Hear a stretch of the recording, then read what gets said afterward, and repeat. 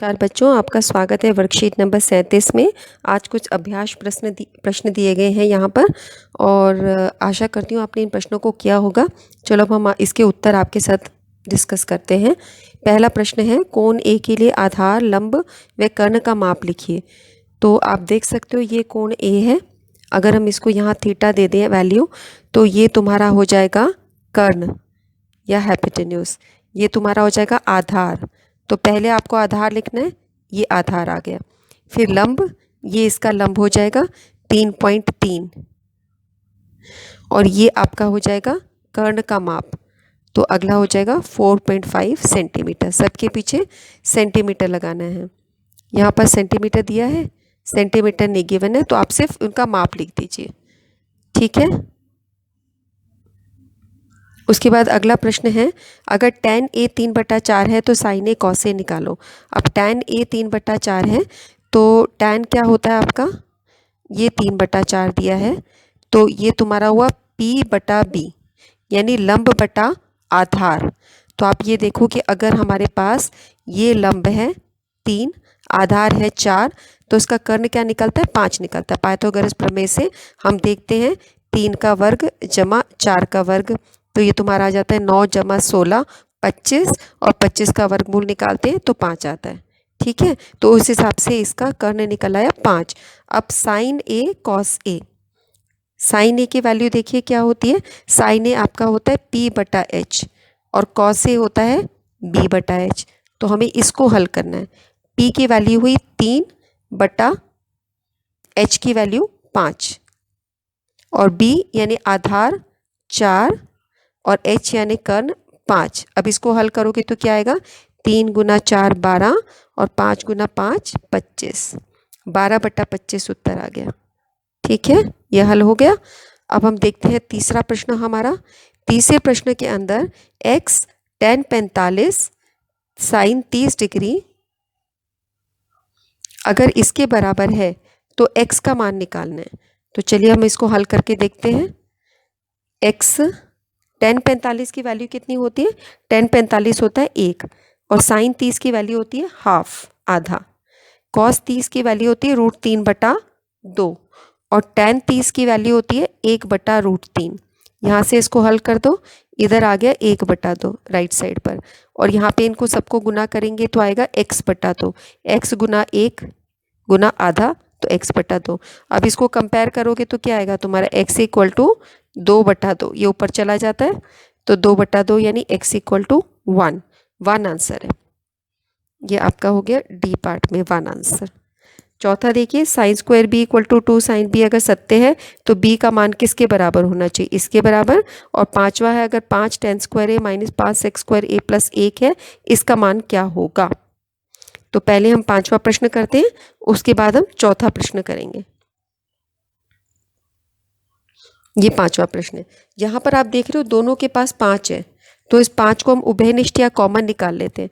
तो अंदर बचता है tan² a - sec² a, secant² a। तो ये आपका आ गया। इसको आप देखो ये किसके बराबर आना चाहिए, secant² a - tan² a 1 के बराबर होता है, तो ये तुम्हारा हो जाएगा -1 के बराबर, क्योंकि ये उसका उल्टा है। ये secant² a - 1, इसमें पहले secant लिखा है और इसमें tan पहले लिखा है। यहाँ पे माइनस का निशान secant के साथ है, इसमें माइनस का निशान tan के साथ है, तो इसका उल्टा हो गया, इसलिए -1 आ जाएगा जमा 1।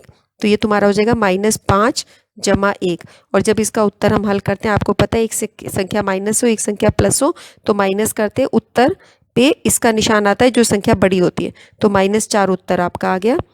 तो ये आपका डी पार्ट आंसर हो गया, डी पार्ट आपका। ठीक है, अब अगला प्रश्न देखते हैं।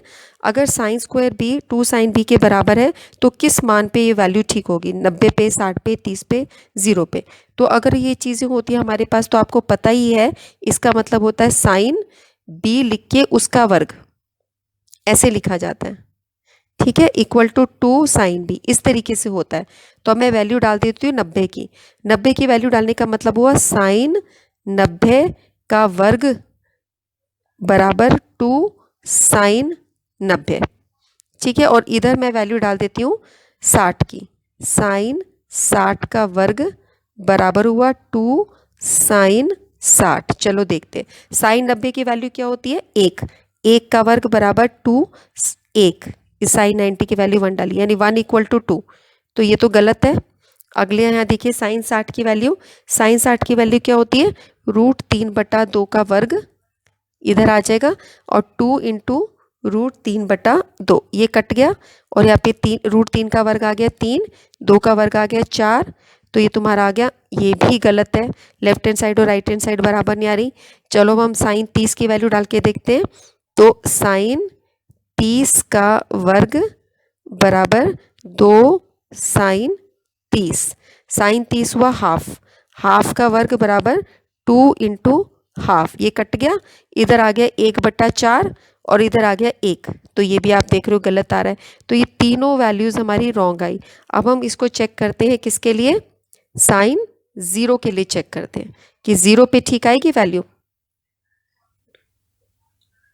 तो हमने यहाँ पे लगा दिया साइन 0, और ये हो गया 2 साइन 0। साइन 0 क्या होता है, 0 into 2 sine 0, 0। So 0 equal to 0, ये वैल्यू सही है, यानी 0 वैल्यू सही है। अब आपने देखा यहाँ पे 3 साइड आपने सॉल्व करी, वो गलत आई थी। हम इसके लिए एक छोटा तरीका और चेक कर सकते हैं, उससे भी हम चेक कर सकते हैं कि क्या वैल्यू आ सकती है। मैं कोशिश करती हूँ आपको समझाने की। बाकी ये वैल्यूज़ तो आपको पुट करनी आई गई है कि किस तरीके से करी जाती है। अगर मैं साइन बी को x मान लूँ, देखो इस प्रश्न के अंदर, तो ये तुम्हारा पहली वाली जो चीज़ है ये हो जाएगी x का वर्ग, और ये तुम्हारा है 2x। अब इसको एक तरफ ले आओ, एक तरफ लाओगे तो इसका निशान बदल जाएगा, जो इधर आएगा। अब इसमें से कॉमन निकाल लो। अब ये जो तुम्हारा गुणनखंड, इसका मतलब होता है या तो x 0 है या x - 2 0 है।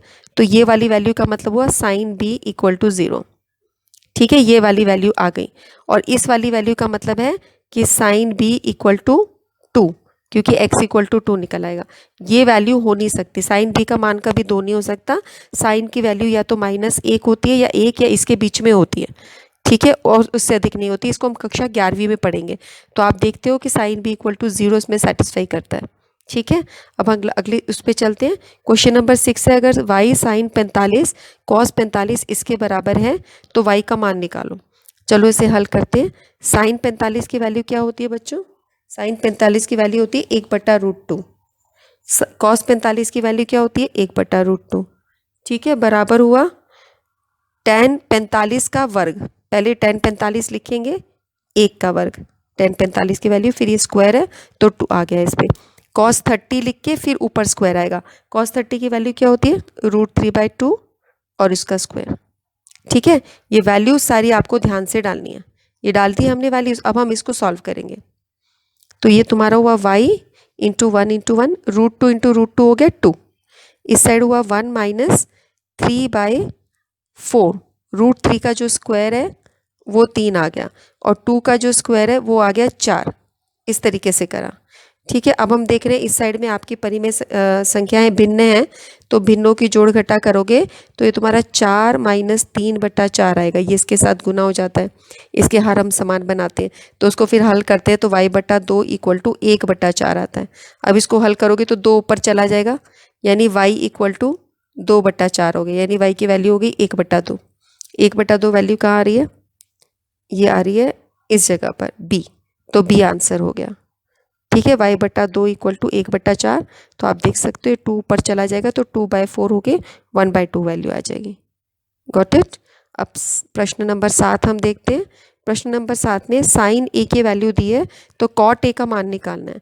अब साइन का मतलब होता है p/h, है ना। तो अगर जो ये आधी वैल्यू दी है, इसका मतलब ये p/h दिया है साइन।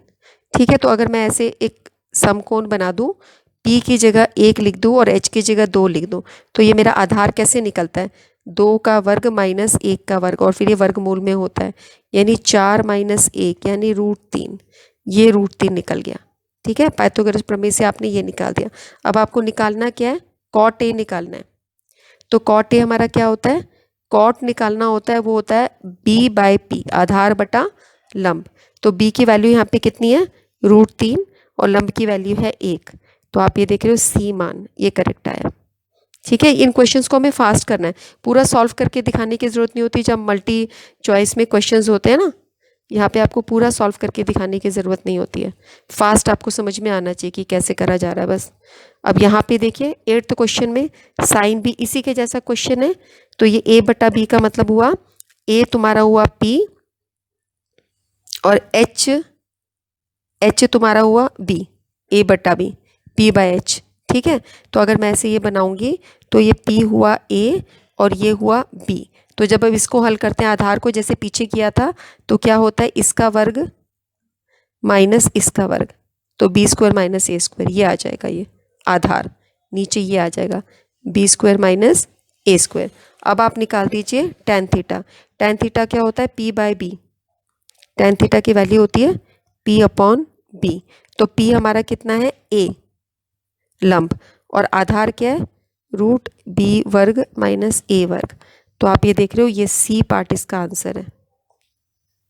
ठीक है, क्वेश्चन नंबर 9 है, सिद्ध कीजिए कि tan theta plus 2 tan theta plus 1 इसके बराबर है। तो अब हम इसको सॉल्व करते हैं। यहाँ पर इसका ब्रैकेट खोलेंगे, हम लेफ्ट हैंड साइड ले लेंगे सिर्फ, और टेन थीटा को हम दूसरी साइड के फुल ब्रैकेट से मल्टीप्लाई करते हैं इस तरह से, विस्तरण विधि। इसको फुल इस ब्रैकेट से करते हैं, फिर 2 को पूरे इस ब्रैकेट से करते हैं, जैसे कि बीज गणित में होता है उसी प्रकार से ये क्वेश्चन होगा। इस तरीके से ही त्रिकोणमिति में भी होता है। जब आप इसको इससे गुना करोगे तो ये आ जाएगा 2 ten square theta, tan theta multiply होकर टेन वर्ग थीटा, फिर टेन थीटा 1 से गुना होगा, ये हो जाएगा टेन थीटा। ये जब इससे गुना होगा तो 4 टेन थीटा, फिर ये 2 इससे मल्टीप्लाई होगा तो 2। अब ये दोनों एक जैसी संख्याएं हैं तो ये हमारी जुड़ सकती हैं, समान पदों को जोड़ा जा सकता है, तो ये ऐड होके आ जाएगा 5 टेन थीटा प्लस 2। अब हम देख रहे हैं कि ये जो 2 इसमें हम यहाँ कॉमन निकाल सकते हैं। हमारी पहली और तीसरी संख्या में से अगर 2 कॉमन निकाल देंगे तो ये 2 टेन स्क्वायर थीटा प्लस 1 बन जाएगा, प्लस 5 टेन थीटा। ठीक है, अब टेन स्क्वायर थीटा प्लस 1 क्या होता है सेक स्क्वायर थीटा, तो 2 secant square theta plus 5 tan theta. तो ये हमारा पूरा सॉल्व हो गया। यहाँ से मिलान कीजिए, 5 tan theta sec square theta है, ये 2 सेक स्क्वायर थीटा है, तो ये चीज़ आपकी रॉन्ग है, यहाँ 2 होना चाहिए था, फिर आपकी पूरी राइट हैंड साइड आ जाती है। तो यहाँ क्वेश्चन में मिस्टेक है, 2 सेकेंड स्क्वायर थीटा होना चाहिए। ठीक है, अब अगला हम 10वां क्वेश्चन करते हैं। 10वें क्वेश्चन में इसको लेफ्ट हैंड साइड को राइट हैंड साइड के बराबर सिद्ध करना है, तो वही हम करेंगे, लेफ्ट हैंड साइड ले लेंगे और उसको राइट हैंड साइड के बराबर करेंगे। तो यहाँ पे हम इसका एलसीएम लेते हैं, इस तरीके से हो जाएगा, ये पूरा इससे गुना हो जाएगा, तो 1 plus cosec theta plus cot square theta.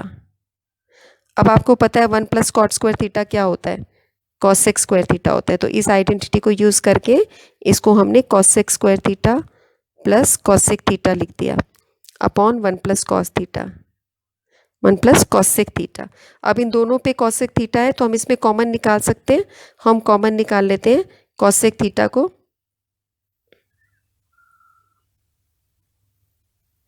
Cosec theta को हमने कॉमन निकाला तो अंदर 1 प्लस कॉसेक थीटा बच गया और नीचे भी 1 प्लस कॉसेक थीटा है ना। ये आप देखिए, यही चीज़ हमने की थी, ये कॉसेक थीटा था, हमने एक कॉसेक थीटा को कॉमन निकाल दिया। अब आप देख रहे हो ये सेम ब्रैकेट आ रही है, तो आपके पास बस कॉसेक थीटा बचा। यही आपकी राइट हैंड साइड थी जिसको प्रूव करना था।